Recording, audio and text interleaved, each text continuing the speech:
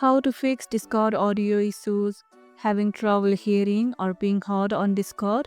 Let's fix those audio issues in just few taps. First, open the user settings by clicking the gear icon near your name. Under voice and video, double check your input device and output device settings. Set both to the correct microphone and speakers.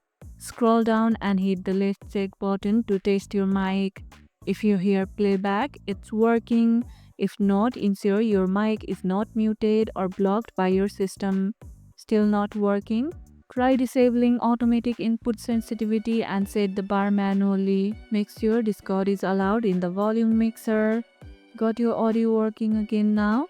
Let us know in the comments below. From mic checks to mixer settings, these steps should have your voice crystal clear again on Discord. And if this video helped, hit the like button, share it, subscribe and leave a comment. Thanks for watching and I'll see you in the next one.